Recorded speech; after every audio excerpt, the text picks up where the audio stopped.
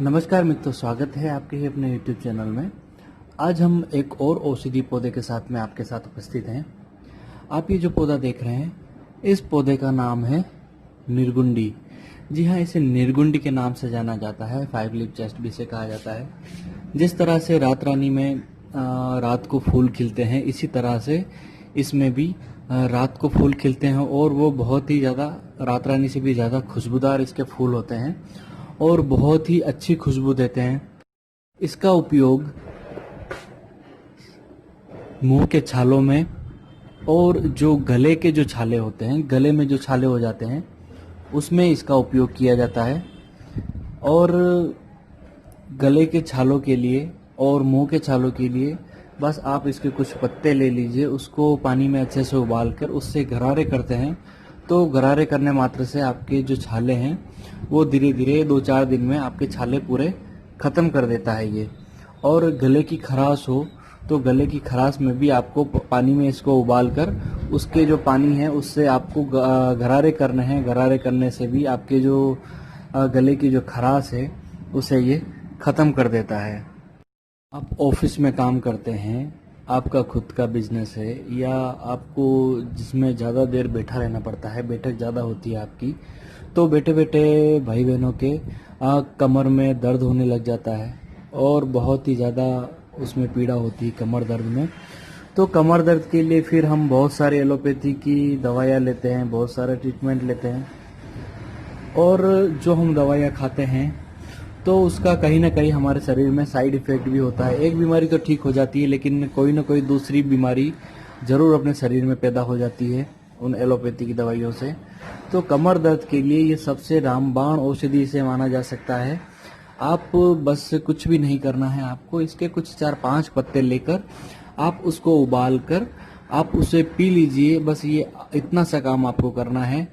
ये आप जब भी आपको कमर दर्द होता है, सुबह शाम आप इसको उबाल कर पिया करें।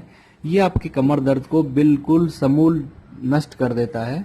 कमर दर्द फिर आपको नहीं होने देता है। जब भी अगर आपको कमर दर्द हो तो आप इसका उपयोग कर सकते हैं। इसके कुछ पत्तियों को लेकर पानी में उबालकर इसका सेवन कीजिए आप। ये बिल्कुल निरापद औषधि है, इसका किसी तरह से कोई साइड इफेक्ट नहीं होता और ये बहुत ही दिव्य जड़ी बूटी है कमर दर्द के लिए भी और मुख के छालों के और गरारों के लिए भी। इसके अलावा साइनोसाइटिस, जो जुखाम, सर्दी जुखाम, जो पुराना से पुराना जुखाम रहता है, सर्दी जुखाम रहता है, उसमें भी ये बहुत लाभदायक है। उसमें भी इसका उपयोग, अर्थराइटिस की जो प्रॉब्लम है उसमें भी, आपके घुटनों का दर्द, जोड़ों का दर्द, अर्थराइटिस की जो प्रॉब्लम है उसमें आपको ये 100% आराम देता है। ये 100% निरापद औषधि है, किसी तरह के इससे कोई साइड इफेक्ट नहीं होता।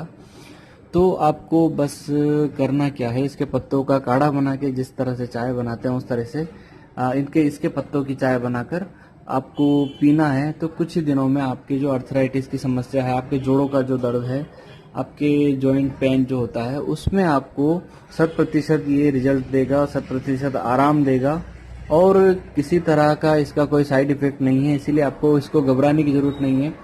आपके पास अगर जमीन नहीं है तो आप इसको एक छोटे से अपने घर में छोटे से गमले में भी आप लगा सकते हैं। ये देखिए, मैंने इस गमले में इसको लगाया हुआ है।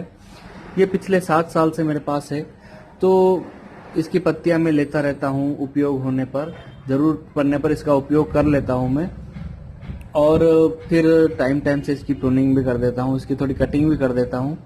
तो ये पौधा ज़्यादा बड़ा नहीं हो पाता और थोड़ा बुशी बन जाता है।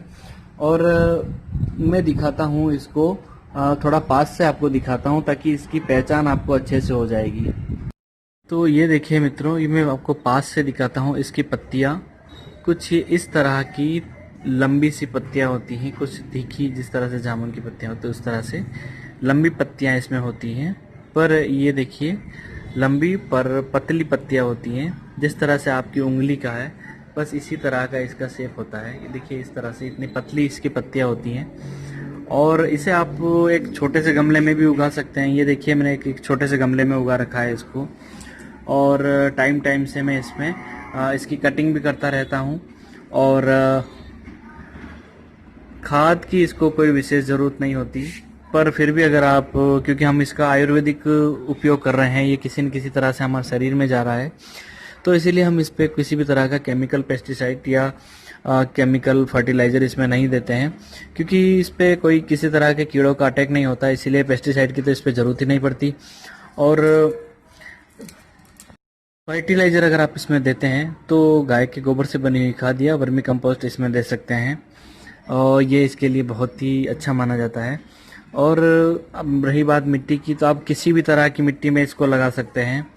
और फर्टिलाइज़र का जो है वो गाय के गोबर से या वर्मी कंपोस्ट की जो है आपके पास, बस वही आप इसमें फर्टिलाइज़र दीजिए। इसके अलावा डीएपी एनपीके वगैरह कोई अलग से इस तरह से केमिकल फर्टिलाइज़र इसमें देने की ज़रूरत नहीं है। ये देखिए बहुत ही अच्छे से चल जाता है छोटे से गमले के अंदर भी। और आप चाहें तो इसको कटिंग करके भी इसको नया पौधा बना सकते हैं, क्योंकि अभी बारिश का मौसम है, तो आप कोई से भी पौधे पे आराम से कटिंग करके इसको नया पौधा बना सकते हैं। तो इसी तरह से इसे भी आप कटिंग करके नया पौधा भी बना सकते हैं। एक पौधा लाके आप बहुत सारे पौधे तैयार कर सकते हैं, क्योंकि एक जंगली जड़ी बूटी है। तो इसे अगर आप ज़मीन पे लगाते हैं तो ये काफ़ी बड़ा हो जाता है, काफ़ी फैल जाता है, लेकिन आप अगर गमले में लगा रहे हैं तो ये देखिए अभी दिखने में बहुत खूबसूरत लगता है। ये आपको दिख रहा होगा, एक छोटे से गमले में जिस तरह से झाड़ होता है बहुत बड़ा, उस तरह से लग रहा है। छोटे से गमले में मैंने इसको लगा रखा है, तो आप छोटे से गमले में भी इसको आप अपने घर पे लगा सकते हैं। और इसकी कोई ख़ास केयर की भी ज़रूरत नहीं होती, बस इसको आप पानी देते रहिए, और बस यही इसकी केयर है। इसके अलावा आपको इसकी कोई भी फिक्र करने की, कोई भी इसकी चिंता करने की ज़रूरत नहीं। ये अपने आप ही खुद का पोषण स्वयं कर लेता है। तो एक बार फिर से मैं आपको पास में से दिखा दूँ इसकी पत्तियाँ। और ये देखिए इसके जो फूल लगे थे वो भी सूख गए हैं, और ये इस तरह से इसमें लगते हैं, और बहुत ही खुशबूदार पौधा होता है। इसकी जो फ्लावरिंग होती है, फ्लावरिंग में से छोटे छोटे से फूल खिलते हैं, और उसमें बहुत ही अच्छी खुशबू होती है। तो उम्मीद करता हूँ मित्रों आज का जो इन्फॉर्मेशन है इस प्लांट के बारे में वो आपको समझ में आया होगा। और भी इसके बारे में अगर आप कुछ पूछना चाहते हैं तो ज़रूर पूछ सकते हैं, मैं उसका आपको जवाब दूंगा। इसी उम्मीद के साथ मित्रों आपसे आज्ञा चाहता हूँ। जय हिंद, जय भारत।